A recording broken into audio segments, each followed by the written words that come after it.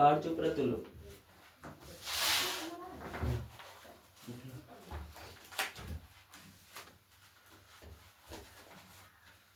चलिए इधर तक पहले।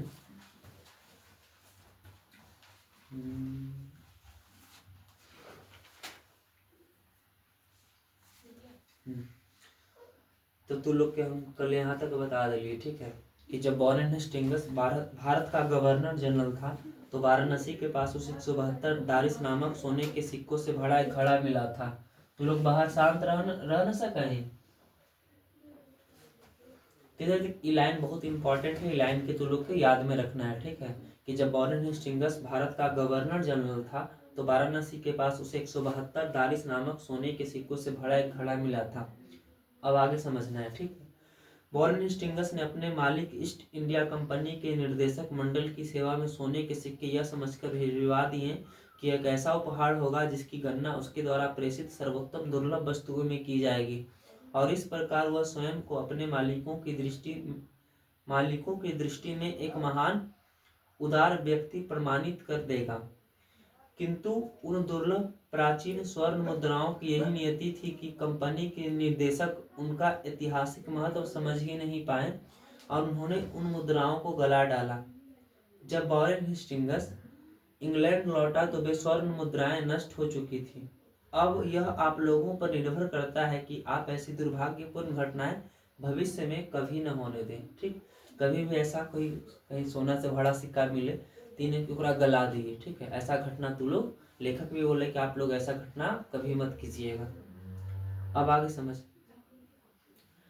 दैवत विज्ञान पर भारत के प्राचीन वैदिक दैविक विज्ञान के कारण जो नया प्रकाश पड़ा है उसके फलस्वरूप संपूर्ण दैवत विज्ञान को नया स्वरूप प्राप्त हो गया है।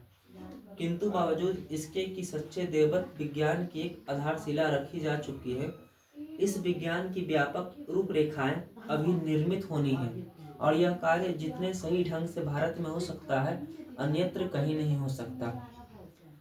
नीति कथाओं के अध्ययन क्षेत्र में भी भारत के कारण नवजीवन का संचार हो चुका है, क्योंकि भारत के कारण ही समय समय पर नानाविध साधनों और मार्गों के द्वारा अनेक नीति कथाएं पूर्व से पश्चिम की ओर आती रही है।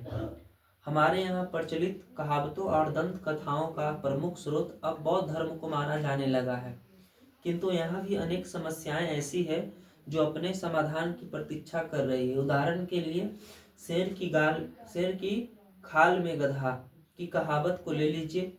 यह कहावत सबसे पहले यूनान के प्रसिद्ध एवं प्राचीनतम दार्शनिक प्लेटो के कर्टिलस में मिलती है। तो क्या यह कहावत पूर्व से उधार ली गई थी और इसी प्रकार हम न्योले या चूहे से संबंध उस नीति कथा को भी ले सकते हैं जिसे एफ्रोडाइट ने एक सुंदरी के रूप में परिवर्तित कर दिया था, किंतु जो एक चूहे को देखते ही तत्काल उसकी ओर आकृष्ट हो गई थी। यह भी संस्कृत की एक कथा से सर्वांश से मिलती जुलती एक कहानी है, किंतु प्रश्न यह उपस्थित होता है कि यह कानूनी यूनान में कैसे पहुंची और वहां ईसा पूर्व 4वीं सदी में ही स्ट्रीट्स की कहानियों में कैसे स्थान पा गई। इस क्षेत्र में अभी बहुत काम करना पड़ेगा। हमें इससे भी और अधिक प्रत्न युग में प्रवेश करना होगा। वहाँ भी भारत तथा पश्चिम की अनेक दंत कथाओं में आश्चर्यजनक अनुरूपताएं मिलेगी। यद्यपि यह निश्चित रूप से नहीं कहा जा सकता कि दंत कथाएं पूर्व से पश्चिम की अथवा पश्चिम से पूर्व की गई हो, तथापि यह असंदिग्ध रूप से प्रमाणित हो चुका है कि सोलोमन के समय ही भारत, सीरिया और फिलिस्तीन के मध्य अवगमन के साधन सुलभ हो चुके थे। कुछ संस्कृत शब्दों के आधार पर मैं इस निष्कर्ष पर पहुंचा कि हाथी दांत, बंदर, मोर और चंदन आदि जिन वस्तुओं के ऑफिर से निर्यात की बात बाइबल में कही गई थी, वे वस्तुएं भारत के सिवा किसी अन्य देश में नहीं ला जा सकती और यह मान लेने का कोई भी कारण नहीं प्रतीत होता है कि भारत तथा फारस की खाड़ी और लाल सागर एवं भूमध्य सागर के बीच व्यापक संबंध कभी बिल्कुल ठप हो गया हो। यहाँ तक कि शाहनामा के रचनाकार 10वीं-11वीं सदी में भी भारत के समय यूरोप के थे और व्यापारिक संबंध बंद नहीं हुए थे। इधर देख, पहले इतना बात अगर हम बोल रहे तो इतना बात में सबसे पहले याद रखना है कोची वाला बात। तो लिखल है कोची शाहनामा के रचनाकाल 10वीं 11वीं सदी। तो थोड़ा सा पूछते क्वेश्चन एग्जाम में कोची कि शाहनामा का रचनाकाल क्या था, तो 10वीं 11वीं सदी। एकदम इम्पोर्टेंट लाइन है, ध्यान में रखिए, ठीक है। जब हम कोई बात इंपॉर्टेंट बोल दे तो समझ के ऑब्जेक्टिव में बहुत बार पूछल जा चुका है एग्जाम में। तो थोड़ा सा एग्जाम में पूछे कुछ कि शाहनामा का रचनाकाल क्या था, तो कुछ बोल 10वीं 11वीं सदी। आप में से कईयों ने भाषणों का ही नहीं भाषा विज्ञान का भी अध्ययन किया होगा। तो आपको क्या भारत से बढ़कर दूसरा कोई देश दिखाई देता है जहाँ केवल शब्दों का ही नहीं बल्कि व्याकरणात्मक तत्वों के विकास और क्षय से संबंधित भाषा वैज्ञानिक समस्याओं के अध्ययन का महत्वपूर्ण अवसर प्राप्त हो सके। वहाँ आपको आर्य, द्रविड़ और मुंडा जैसे अनेक भारतवासी जातियों की बोलचाल की भाषाओं का ही नहीं अपितु उनके साथ यूनानी, पुची, हुन, अरब, ईरानी और मुगल आक्रमणकारियों एवं विजेताओं की भाषाओं के सम्मीन के अत्यंत रोचक भाषा वैज्ञानिक समस्याओं के अध्ययन का भी सुयोग प्राप्त हो सकता है। आगे सुनिए, लिखे कुछ यदि आप विधि शास्त्र या कानून के विद्यार्थी हैं, आपको विधि संहिताओं के एक ऐसे इतिहास की जांच पड़ताल का अवसर मिलेगा जो यूनान, रोम या जर्मनी के ज्ञात विधि शास्त्रों के इतिहास से सर्वथा भिन्न होते हुए भी इनके साथ समानताओं और विभिन्नताओं के कारण विधि शास्त्र के किसी भी विद्यार्थी के लिए उपयोगी सिद्ध हो सकता है। उदाहरण के लिए हम धर्म सूत्रों या समयाचारिक सूत्रों को ही ले लें। ये धर्म सूत्र मानव धर्मशास्त्र जैसे परवर्ती विधि ग्रंथों की आधारभूत सामग्री उपलब्ध कराते हैं। यदि आप लोगों को अत्यंत सरल राजनैतिक इकाइयों के निर्माण और विकास से संबंध प्राचीन युग के कानून के पुरातन रूपों के बारे में इधर जो अनुसंधान हुए हैं उनके महत्व और वैशिष्ट्य की परख रखने की क्षमता प्राप्त करती है, तो आपको इसके लिए आज भारत की ग्राम पंचायतों के रूप में इसके प्रत्यक्ष दर्शन का सुयोग अनायास ही मिल जाएगा। भारत में प्राचीन स्थानीय शासन प्रणाली या पंचायत प्रथा को समझाने का बहुत बड़ा क्षेत्र विद्यमान है। ठीक, ये सब कौन लिखल है? लेखक लिखल है, और लेखक के भाषण के रूप में लिखल है। ठीक है, अब भाषण कोई के समझ में नहीं, तो तरह की भाषण में की बोल चाह रहा है। ठीक है, इसलिए भाषण में जैसे इंपॉर्टेंट पॉइंट है ना, बस इंपॉर्टेंट पॉइंट के तू लोग के पढ़ना है। ऐसे पढ़ना तो सब चीज़ है, लेकिन इंपॉर्टेंट पॉइंट जो तू लोग हम बोल रही है तो तू लोग ध्यान में रखिए। ठीक है, जैसे तू लोग के इंपॉर्टेंट पॉइंट अभी तक कहानी में 2 चीज़ बताइए। जब वॉरेन हेस्टिंग्स भारत का गवर्नर जनरल था तो उसे वाराणसी के पास 172 नामक दारी सोने से भरे सिक्के का घड़ा मिला था। और उसके बाद दूसरा इंपॉर्टेंट पॉइंट को चाहिए कि शाहनामा का रचना काल क्या है, तो 10वीं 11वीं सदी। ठीक है, अभी तक 2 ही इंपॉर्टेंट पॉइंट है जरा से एग्जाम में क्वेश्चन देखे के मिला है। ठीक, अब इधर देख पहले बात समझिए, आगे लिख ले जाए, बस तू लोग घर पे भी एक पढ़ सकें। ठीक, बहुत बड़ा कहानी है, बहुत बड़ा भाषण है, लगभग अगर देखा जाए तो 2 पेज इधर, 2 4 एक 5 पेज की अभी भी कहानी है। ठीक है, 5 पेज की सोचिए, अभी भी भाषण है, 5 पेज है पढ़ना, तो एक पढ़ के खत्म ही कर देंगे। ठीक, चलिए पहले आगे समझ। भारत में धर्म के वास्तविक उद्भव, उसके प्राकृतिक विकास तथा उसके अपरिहार्य क्षीयमान रूप का प्रत्यक्ष परिचय मिल सकता है। भारत ब्राह्मण या वैदिक धर्म की भूमि है, बौद्ध धर्म की जन्मभूमि है, पारसियों के जड़सुरस्त धर्म की यह शरण स्थली है। आज भी यहाँ नित्य नए मतनार प्रकट एवं विकसित होते रहते हैं।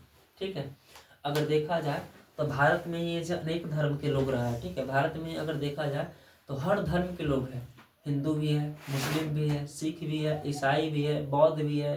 ठीक है, बहुत तरीका के धर्म अगर देखा जाए तो बहुत तरीका के धर्म के लोग कहाँ निवास कर रहे हैं? भारत में। अब भारत में ही ऐसा सिर्फ पॉसिबल है, और कोई देश में ना पॉसिबल है।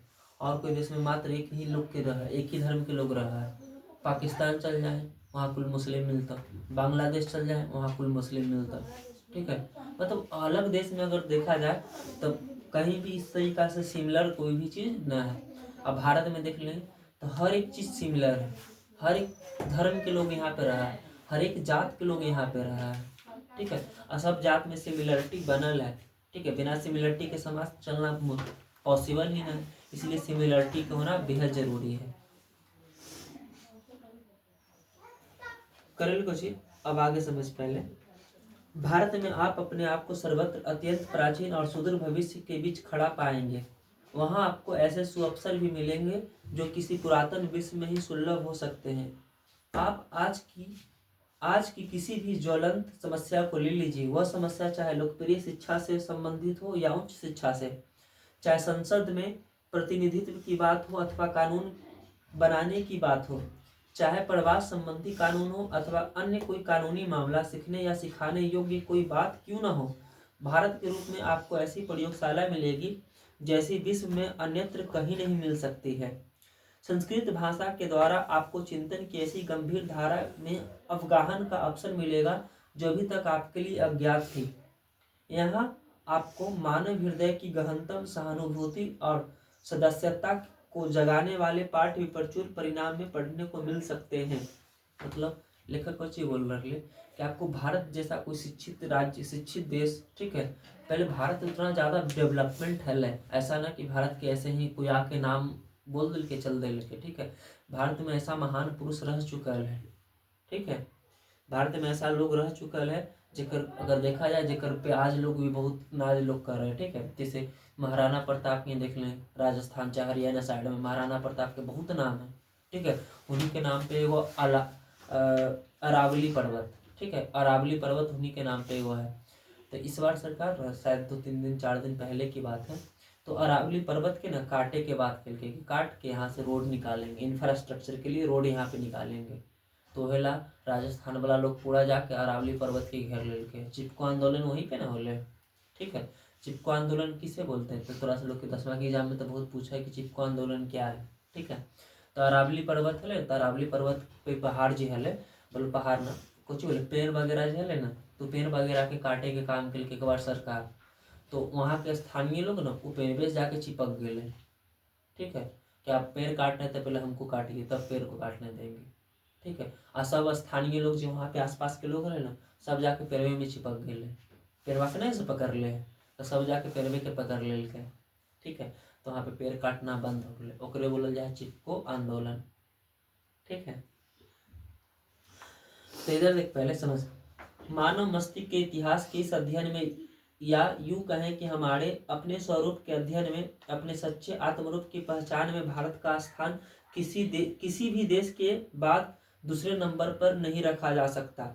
मानव मस्तिष्क के चाहे किसी भी क्षेत्र को आप अपने विशिष्ट अध्ययन का विषय क्यों न बना ले, चाहे वह भाषा या का क्षेत्र हो या धर्म का, दैवत विज्ञान का हो या दर्शन का, चाहे विधि शास्त्र या कानून का हो अथवा रीति रिवाजों एवं परंपराओं का, प्राचीन कला या शिल्प को ही अथवा पुरातन विज्ञान का, इनमें से प्रत्येक क्षेत्र में विचारण करने के लिए भले ही आप चाहे या न चाहें, आपको भारत की शरण लेनी ही होगी, क्योंकि मानव इतिहास से संबंधित अत्यंत बहुमूल्य और अत्यंत उपादेय प्रामाणिक सामग्री का एक बहुत बड़ा भाग भारत और केवल भारत में ही संचित है। यदि आप भारत के इतिहास के किसी एक अध्याय को भी सम्यक अध्ययन, व्याख्या, विवेचन कर लें, तो आप पाएंगे कि हमारे स्कूलों और कॉलेजों में पढ़ाए जाने वाले इतिहासों के सब अध्याय मिलकर एक क्षण के लिए उसकी बराबरी भी नहीं कर सकते, ठीक है। अगर कह रहे कुछ कि लेखक मैक्स मुलर कुछ बोल रहे कि अगर हमारे स्कूल या विद्यालय में इतिहास का एक बहुत बड़ा पुस्तक भी पढ़ा दिया जाए ना, तो भारत के इतिहास की बराबरी भी नहीं कर पाएगा, भारत के इतिहास का छोटा सा टुकड़ा भी नहीं होगा, इतना लंबा भारत का इतिहास है। मैं अभी आज के भारतीय साहित्य की चर्चा करना नहीं चाहूँगा, किंतु भारत की उस अत्यधिक प्राचीन भाषा की चर्चा करूँगा जिसका नाम है संस्कृत, ठीक है। पहले लोग संस्कृत में ही ज़्यादातर लोग यूज कर रहे, कोई भी चीज़ लिखते हैं तो संस्कृत में थोड़ा लिखल मिलता है। पहले संस्कृत लैंग्वेज के महत्व पता है, बहुत ज़्यादा है, भारत के राष्ट्रीय भाषा ही संस्कृत है। ऐसे क्यों? क्योंकि देवताओं की भाषा कुछ है संस्कृत, इसीलिए लोग संस्कृत में ज़्यादा बोलना पसंद करें। पंडित जी के भी देख लें, संस्कृत में कोई चीज़ बोलते हो, मंत्र वगैरह जितना भी पढ़े संस्कृत में ही ना पढ़ा है, क्या कि पता है पंडित जी की भी देवताओं की भाषा कुछ है संस्कृत है, ठीक है। जितना भी देवता लोग समझे सब संस्कृत में समझा है। तो लोग बोले ना कि माता जी हमारा नौकरी लगा दिया, माता जी हमारा पास करवा दी, वैसे पास ना हो, संस्कृत में बोल, ठीक है। संस्कृत में बोल में ऑटोमेटिक पास हो जाए, संस्कृत में सुन ले थुनू, ठीक है, कि भाई बोल रहे कुछ। हिंदी बोल में तो ना समझते, हिंदी हमारा समझ ही में ना हुआ है। तो देवताओं की भाषा कौन सी है? संस्कृत, ये आप ध्यान में रखना है। अब आप पूछेंगे कि संस्कृत में ऐसी क्या बात है जिसके कारण हम उस पर इतना ध्यान दें तथा ऐतिहासिक दृष्टिकोण से संस्कृत सर्वातियासी क्यों है। ठीक है, आगे समझ। संस्कृत की सबसे पहली विशेषता है इसकी प्राचीनता, क्योंकि हम जानते हैं कि ग्रीक भाषा से भी संस्कृत का काल पुराना है। जिस रूप से आज यह हम तक पहुंचती है उससे भी अत्यंत प्राचीन तथा भली भांति सुरक्षित है। ग्रीक और लैटिन भाषाएं लोगों को सदियों से ज्ञात है और निस्संदेह यह भी अनुभव किया जाता है कि इन दोनों भाषाओं में कुछ न कुछ साम्य अवश्य है। किंतु समस्या यह थी कि इन दोनों भाषाओं में विद्यमान समानता को व्यक्त कैसे किया जाए। ठीक, आगे समझना। कभी ऐसा होता है कि किसी ग्रीक शब्द की निर्माण प्रक्रिया में लैटिन को कुंजी मान लिया जाता था, और कभी किसी लैटिन शब्द के रहस्यों को खोलने के लिए ग्रीक का सहारा लेना पड़ता था। उसके बाद जब गॉथिक और एंग्लो सैक्सन जैसे ट्यूटोनिक भाषाओं, पुरानी कैलेटिक तथा अस्लाव भाषाओं का भी अध्ययन किया जाने लगा, तो इन भाषाओं में किसी न किसी प्रकार का पारिवारिक संबंध स्वीकार करना ही पड़ा। किंतु इन भाषाओं में इतनी अधिक समानता कैसे आ गई, और समानताओं के साथ ही साथ इतना अधिक अंतर बीच में कैसे पड़ गया, वह रहस्य बना ही रहा। और इसी कारण ऐसे अनेक अहेतुक कवाद उठ खड़े हुए जो भाषा विज्ञान के मूल सिद्धांतों के सर्वथा विपरीत थे। किंतु ज्यों ही इन भाषाओं के बीच में संस्कृत आ बैठी कि तत्काल लोगों को एक सही प्रकाश और गर्मी का एहसास होने लगा, और इसी से भाषाओं का पारंपरिक संबंध भी स्पष्ट हो गया। निश्चित ही संस्कृत इन सब भाषाओं की अग्रजा है। उसमें हमें ऐसी बहुत सी बातें ज्ञात हो सकी जो इस परिवार की किसी अन्य भाषा में सर्वथा भुला दी गई थी।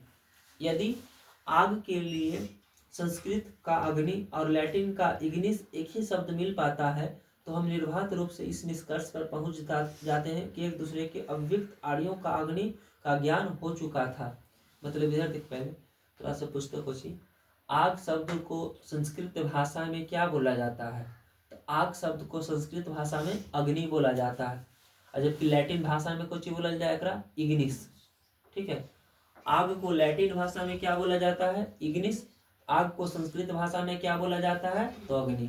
ये बात ध्यान में रखना है। ठीक है, सबसे ज्यादा इंपॉर्टेंट बात कुछ ये है कि आग को लैटिन भाषा में क्या बोला जाता है? तो इग्निस।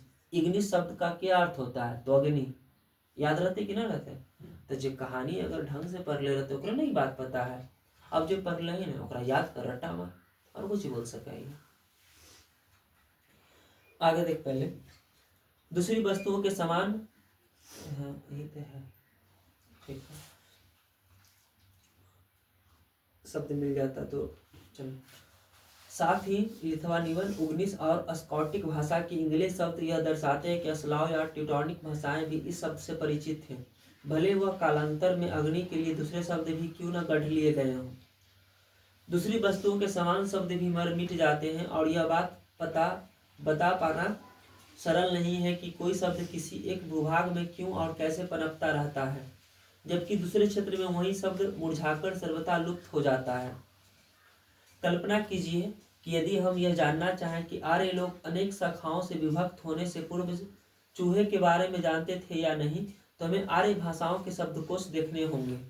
वहां हम पाएंगे कि संस्कृत में इसे मूस, ग्रीक में मूस, लैटिन में मूस, पुरानी स्वाल्याकिक में माइस और पुरानी उच्च जर्मन में मूस कहते थे। मतलब इधर देख, पहले यहाँ तक देखल गए कि सबसे पहले यहाँ पे पता है भारत में सबसे पहले आर्य लोग ही रहले। ठीक है, तो ये लेखक की इच्छा है कि आर्य लोग चूहा के बारे में जा रहे कि ना। ठीक है, तो वहाँ पे चूहा के बारे में जानकारी, लेकिन डायरेक्ट चूहा ना बोले, ओकरा मूस बोल रहा है। ठीक है, मूस लैटिन भाषा में माइस लिखल है। ठीक है, तो थोड़ा सा पुस्तक कोची ऐसे। माइस का शाब्दिक अर्थ क्या होता है? माइस का शाब्दिक अर्थ चूहा, मूस का शाब्दिक अर्थ चूहा। ये बात ध्यान में रखना है। ठीक है, एग्जाम में पूछा है। इससे हम निष्कर्ष पर पहुंच सकते हैं कि उस प्राचीन युग में जिसकी काल गणना हम अपने अपितु भारत के तिथि क्रम के आधार पर ही कर सकते हैं, चूहा ज्ञात था। उसका नाम मूस भी रख दिया गया था। मतलब उस समय आर्य लोग चूहा के बारे में जाना हल है, लेकिन चूहा के नाम चूहा ना बोल के कुछ ही बोले मूस, ठीक है, ताकि किसी अन्य कीट पतंग के साथ इसकी पहचान में कोई घपला न हो जाए। इस प्रकार पुराने पत्थरों या कांच के टुकड़ों को जोड़ जोड़कर बनाए गए पचिकारी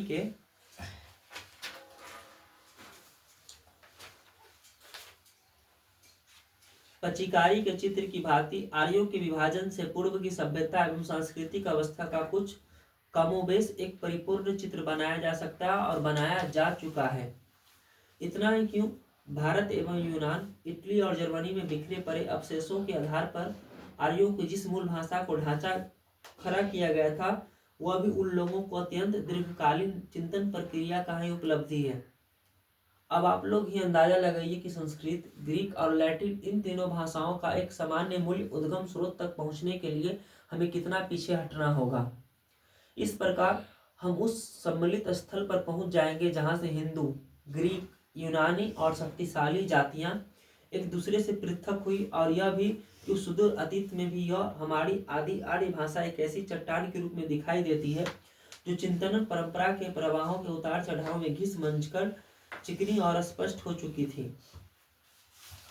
हमें उस भाषाओं में प्रकृति और प्रत्यक्ष के योग से बनी हुई असमी, ग्रीक एसिम जैसी योगीय क्रियाएं मिलती है। मैं हूँ जैसे भाव को व्यक्त करने के लिए भला किन्हीं दूसरी भाषाओं में असमी जैसा शुद्ध और उपयुक्त शब्द कहाँ मिल पाता।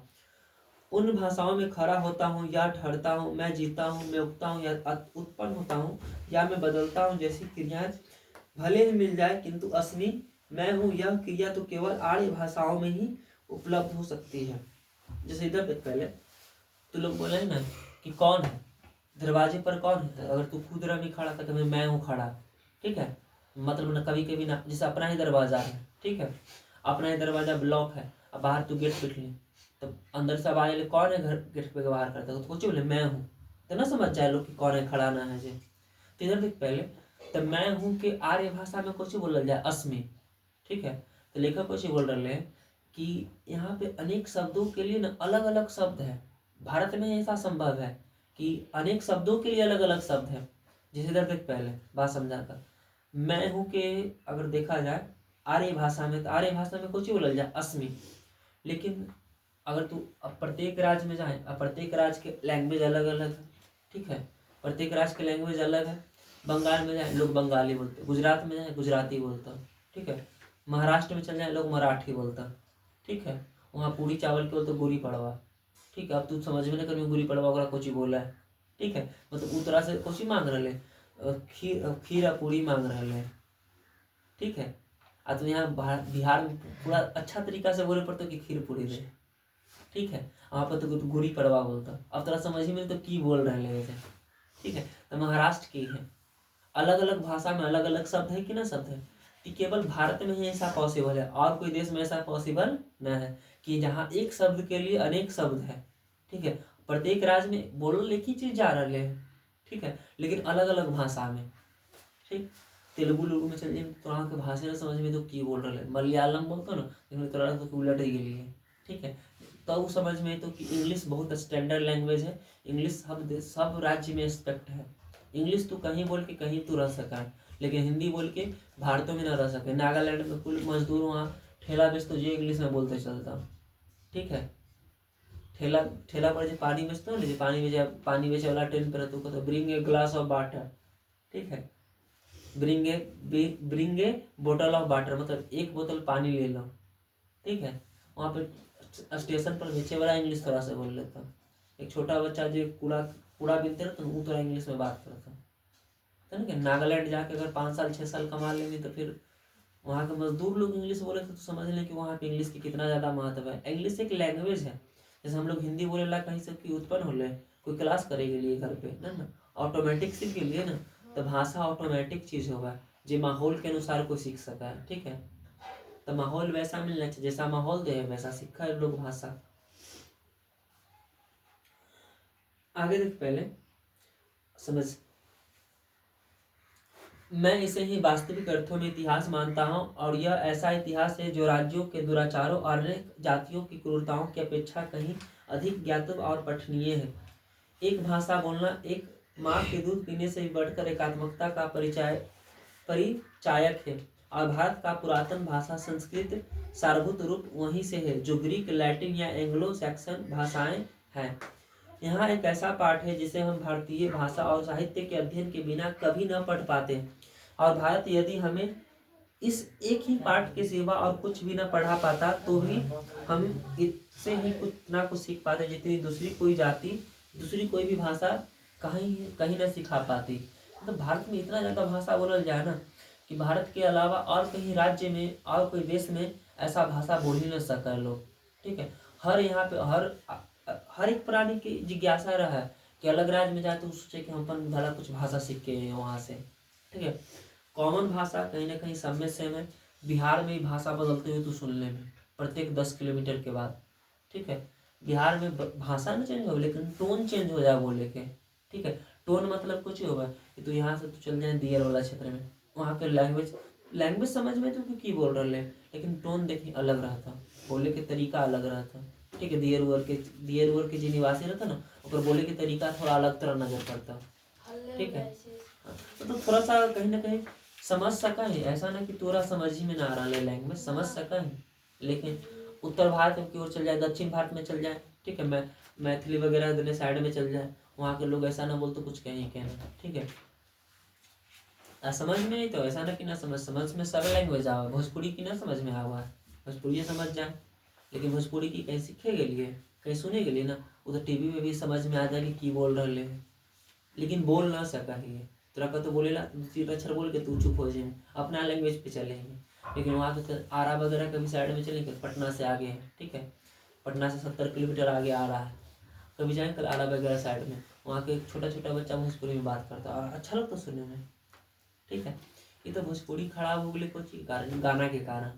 ठीक है, तो भोजपुरी भाषा थोड़ी खराब है, भोजपुरी भाषा खराब कौन के लिए? गाना, ये छोटका मोटका खुदरा गायक है ना, तो खुदरा सामान जो गायक है ना, वही एक खराब के लिए भोजपुरी के। ठीक है, कुछ पे गाना निकाल देना है, लेकिन भोजपुरी भाषा खराब न है अगर भाषा की बात बोले तब।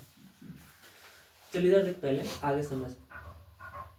संस्कृत भाषा और उसका साहित्य याद रहे कि यह साहित्य 3000 से भी अधिक लंबे काल तक फैला हुआ है और यूनान एवं रोम के संपूर्ण साहित्य से भी कहीं अधिक विशाल है।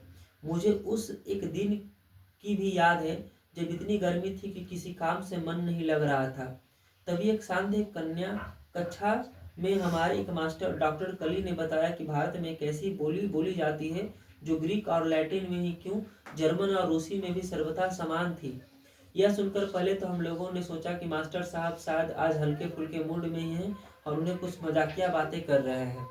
ठीक है, जब लेखक कुछ ही बोल रहे कि एक दिन ना बहुत गर्मी थी भारत में, गर्मी के सीजन में गर्मी तरह में करे, तो लेखक कुछ ही कर रहे एक दिन की बात है कि एक दिन ना बहुत गर्मी थी। ठीक है, गर्मी थी तो वहाँ के एक डॉक्टर वहाँ के एक मास्टर के पास गए। ठीक है, मास्टर के नाम पूछे ना, डॉक्टर कली। डॉक्टर कली ने बताया कि भारत में एक ऐसी भाषा भी बोली जाती है जो ग्रीक और लैटिन में ही क्यों, जर्मन और रूसी में भी सर्वथा समान थी। अब सुन के तो खटक गए कि भाई यहाँ तो इतना भाषा बोलल भी जा रहा है, यहाँ ग्रीक और लैटिन भी बोलल जा रहा है, और ग्रीक और लैटिन के अलावा जर्मन और रूसी भाषा भी बोलल जा रहा है। मतलब कितना ही देश आगे है। ठीक, वो अपन देश की तुलना कर रहे हैं भारत से कि भारत में इतना भाषा तो ऑलरेडी बोल नहीं जा रहा है, बंगाली, मैथिली, कोंकणी, बहुत सारा भाषा है जो बोलल जा रहा है। ठीक है, एक अलावा जर्मन और रूसी भाषा भी यहाँ बोलल जा रहा है। और बात सुन के कुछ हो आश्चर्यचकित और अलग है ना कि मास्टर जी हल्का फुल्का मूड में है, मतलब मूड में क्या मतलब हल्का फुल्का चढ़ा ले ना। ठीक है, इनका मतलब मजाक करे के मूड में थी। इधर देख, पहले समझ आ गई। यह सुनकर पहले तो हम लोगों ने सोचा कि मास्टर साहब आज हल्के फुल्के मूड में हैं और उन्हें कुछ मजाकिया बातें कर रहे हैं, किंतु मास्टर साहब ने तो तत्काल संस्कृत, ग्रीक और लैटिन में संख्यावाद, सर्वनाम और समान धातु रूप श्याम पट पर लिख दिखाए। अब तो हमारे सामने ऐसी तथ्य उपस्थिति थी जिसके आगे नतमस्तक होना ही पड़ा। ठीक है, ओकरा लगले लेखक के लगले कि भाई मास्टर है जो हल्का मजाक करे के मूड में है। लेकिन श्याम पट केकरा बोला जाए? श्याम पट बोला जाए ब्लैक बोर्ड के। तो लोग देखना स्कूल में ब्लैक बोर्ड रहता है, ब्लैक बोर्ड रहा कि ना रहा, दीवार में ब्लैक बोर्ड रहा, खल्ली चौक से लिखा है तो बोला जाए श्याम पट। और ना श्याम पर जो ब्लैक बोर्ड है वो ब्लैक बोर्ड पर जाके ग्रीक और लैटिन भाषा में लिख भी दिल के, ठीक है, और लिख के बतल की कैसे ऐसे शब्द लिखाता है। अब वहाँ लेखक के तो होश उड़ल है कि यहाँ पे ग्रीक और लैटिन भाषा भी सीखल जा रहे तो नहीं टीचर लिख दिल के, सिखावे कोई स्टूडेंट के तब नहीं लिख पा रहे है, लिख पा रहे मतलब सोचे कि कहाँ कितना आगे है, ओकरा ई चीज देख के आश्चर्यचकित हो रहा है लेखक। आगे समझ। भारत के बारे में एक प्रकार के सुनिश्चित ज्ञान को मैं अपने व्यापक तथा इतिहास के ज्ञान के लिए आवश्यक मानता हूँ। भारत के साथ हमारे परिचय के फलस्वरूप आज यूरोप वासियों की धारणाएं बदल चुकी है और बहुत विस्तृत हो गई है। अब हम यह जानने लगे कि जैसा पहले समझा जाता था वास्तव में हम उससे कुछ अलग हैं। कल्पना कीजिए कि किसी छोटी छोटी प्रलय या भौगोलिक उथल पुथल के कारण कभी अमेरिका के लोग अपने आपके अंग्रेजी मूल अवस्था को सर्वथा भूल जाए, तब 2-3 हजार वर्ष बाद उन्हें अकस्मात मालूम हो जाए कि 17वीं सदी में ऐसी अंग्रेजी भाषा और उसका साहित्य विद्वान था, तो वे आश्चर्य विभूत होंगे। ठीक है, मतलब अगर ऐसा बोल रहे हैं कि कोई अकस्मात आवे अमेरिका में, ठीक है, लेखक बोल रहे कि कोई अकस्मात मतलब कोई ऐसा घटना घट जाए अमेरिका में कि जरा वहाँ से सारा लोग वहाँ के मर जाए, ठीक है, सारा लोग मर जाए, लेकिन फिर मर्जी थी तो ऐसा थोड़ा कि सारा लोग मर गए तो फिर उत्पत्ति होते। फिर लगभग 200-300 साल बाद ही पता चले लोगों के उत्पत्ति होते, लोग एक जीवन निवास करते 30-35 साल के बाद, फिर ओकरा तब पता चले कि 300 साल पहले भी यही भाषा बोलल जा रहा है, तो तोरा आश्चर्यचकित होने कि ना होने। अब एक में कोई ऐसा बच्चा जन्म ले घर में ही कि जरा जन्म लेते ही सब चीज़ पता है कि यहाँ पे चीज़ है, यहाँ पे चीज़ है, तो कोई गार्जियन अचंभा ना हो जाते कि साला यही घर में रहे वाला आदमी है कि कोई ऐसा अचंभा ना हो सकता है। तो ऐसा देख पाए अचंभा होने वाला बात यही है। ठीक है, लेखक बोल रहे लिखो कि कोई ऐसा घटना घट जाए अमेरिका में जरा से सारा लोग मर जाए, फिर से मानव की उत्पत्ति हो गए और 300-400 साल बाद पता चले कि यहाँ पे इंग्लिश भाषा का स्टैंडर्ड लैंग्वेज, लोग भाषा भी बोल रहे हैं इंग्लिश, लेकिन 300-400 साल बाद पता चले कि लोग यहाँ पे पहले भी इंग्लिश भाषा बोलल जा रहे हैं, तो सुन के आश्चर्यचकित होते कि ना होते, आश्चर्यचकित होते हैं। ठीक है, तो आश्चर्यचकित मतलब अचंभा खा जाते, तो लेखक भी वही बात बोल रहे हैं। संस्कृत की खोज से हमारे लिए आज ठीक वैसी स्थिति उत्पन्न हो गई, इसके कारण हमारी ऐतिहासिक चेतना में एक नया अध्याय जुड़ गया है और हमारे भूले बिसरे बचपन की मधुर स्मृतियां फिर से साकार हो उठी है। आगे समझ। संस्कृत तथा दूसरी आर्य भाषाओं के अध्ययन ने हमारे लिए बस इतना ही किया हो, सो बात की बात नहीं। इससे मानव जाति के बारे में हमारे विचार व्यापक और अवधार्य नहीं बन रहे हैं तथा लाखों करोड़ों अजनबियों तथा बर्बर समझे जाने वाले लोगों को भी अपने ही परिवार के सदस्य की भांति गले लगाना ही नहीं सीखे हैं, अपितु इसमें मानव जाति के संपूर्ण इतिहास को एक वास्तविक रूप से प्रकट कर दिखाया जो पहले नहीं हो पाया था। भाषा विज्ञान के कारण हमने अब तक जो निष्कर्ष निकाले हैं वे संस्कृत की सहायता के बिना कदापि नहीं प्राप्त हो सकते थे। आज हमारा इतिहास का यह अध्ययन प्रत्न मानव को अपने वास्तविक पूर्व की पहचानिए इस फ्रेंच उक्ति को क्रियान्वित कर सकने योग्य बनाता है।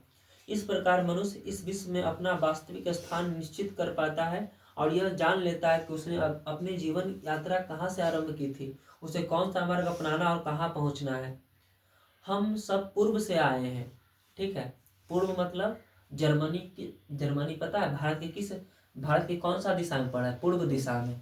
ठीक है, तो थोड़ा सा क्वेश्चन यहाँ से एकदम लाजवाब पूछा जाता कि भारत के किस दिशा में जर्मनी पड़ता था, तो ऑप्शन तो उत्तर दिशा, पूर्व दिशा, पश्चिम दिशा, ठीक है, दक्षिण दिशा, तो कौन सा दिशा में, पूर्व दिशा में। ठीक है, हमारे जीवन में जो कुछ भी आध्यात्मिक मूल्यवान है वह हमें पूर्व से मिला है और पूर्व का पहचान लेने से ऐसे प्रत्येक व्यक्ति को जिसने इतिहास की वास्तविक शिक्षा का कुछ लाभ उठाया है, भले वह परिचय विद्या विशारद न भी हो, तो भी यह अनुभव अवश्य होगा कि वह नानाविध स्मृतियों से भरे अपने पुराने घर की ओर जा रहा है।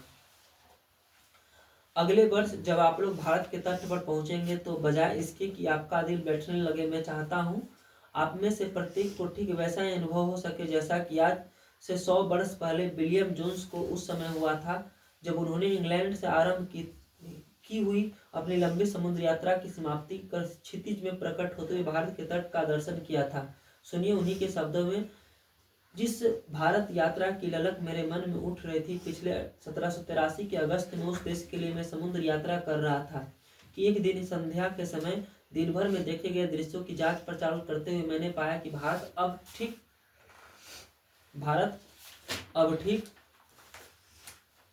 हमारे सामने था।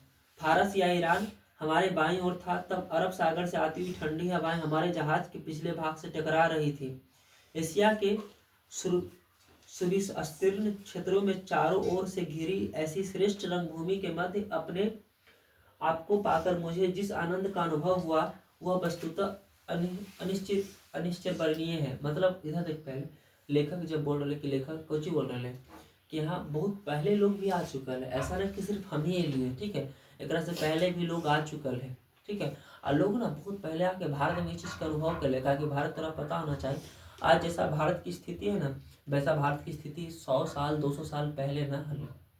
200 साल 300 साल पहले भारत के पास इतना रुपया हाल, इतना रुपया कि जितना सब देश के मिला के ना होते हैं। तो तुम्हें पता है, इतने समझना कि भारत के पास इतना ज़्यादा रुपया है ना, अगर इतना रुपया अगर अभी तक मौजूद रहते हैं ना, अभी तक अगर ये रुपया मौजूद रहते हैं, कोई देश के गुलाम न बनते हैं, सब देश एक साइड हो जाओ। 193 देश है ना टोटल, 192 देश कहते हैं ना कि हम भारत के भारत अकेले सबसे लड़ लेते हैं, इतना ज़्यादा पावरफुल कंट्री रहते हैं, समझ सकें, ठीक है। पावरफुल समझ, इतने तो बात समझ सकें। 192 को एक तरफ अकेला कौन? भारत। सब चीज़ में आगे, पैसा के मामले में भी आगे, युद्ध के मामला में भी आगे, सब चीज़ में आगे रहते हैं जी। 192 देश मिला के भी उतना न कर पाते भारत के बराबर, अगर ऐसा चीज़ रहते हैं तब। भारत के राजा के पास कौन सा हीरा रहते? कोहिनूर हीरा। कोहिनूर हीरा पता है, भारत के हिस्सा में है, ठीक है। तो अभी कहाँ है? अभी इंग्लैंड में गए। तेरा पता है कि इंग्लैंड के ही लोग हम लोग के गुलाम बने ले, अंग्रेज लोग ने हम लोग के गुलाम बने ले। हम लोग के सबसे बड़ा दुश्मन कौन है? पाकिस्तान वाला ना। पाकिस्तान वाला तो छोटा मोटा दुश्मन है, सबसे बड़ा दुश्मन कौन है? इंग्लैंड, ठीक है। इंग्लैंड तेरा पता है 100 साल तक भारत में राज्य करके है, ठीक है। और कुछ कुछ बुरी प्रथा के भी अंत करके, ऐसा ना कि इंग्लैंड एले तो ज़्यादातर यहाँ से तब कुछ प्रथा अंत करके, जैसे सती प्रथा, बाल विवाह, ये सब रोक अगर लगावे में अगर हाथ है तो इंग्लैंड के ही व्यक्ति के हाथ है, ठीक है। लोग यहाँ पे ना छोटा छोटा उम्र में लोग शादी कर देते हो, ठीक है। जैसे 8-10 साल की लड़की है और 10-12 साल का लड़का है, तो दोनों के बीच शादी कर देते हो, तो बाल विवाह पहले हो जाए ना कम उम्र में। तो बाल विवाह रोके के काम कौन करके? अंग्रेज लोग करके चट्टा कहें कि इतना कम उम्र में शादी करवे, 18 साल हो गए ना के लो इतना कम उम्र में, ठीक है। तो ऊपर सख्त नियम लगे, ठीक है। साथ ही साथ सती प्रथा भी, ठीक है, सती प्रथा के रोक लगावल गए। यहाँ पे ना पहले की बोले भारत में कुप्रथा भी है, कुप्रथा भी कहें, जैसे लड़की के जन्म लेवे पे लड़की के कुआं में डाल देते हैं लोग, एक समाज ही ऐसा हाल है, ठीक है। तो क्या भाई, लड़का या लड़की पूछ के थोड़े जन्म लेता है, आप उसको मारने का अधिकार किसी के पास नहीं है। तो कुछ कुछ कुप्रथा के अंत भारत में कल के। भारत में जितना भी रेल यात्रा देख रहे ना, जितना भी ट्रेन की पटरी बिछल देख रहे, वो सब अंग्रेज लोग कल के, भारत के कोई व्यक्ति न कल के। वो रोड़ा बिछा के पटरी बिछाना, ये सब काम के कर है अंग्रेज लोग के, ठीक है। अंग्रेज लोग ही इतना ज़्यादा डेवलपमेंट करके हैं।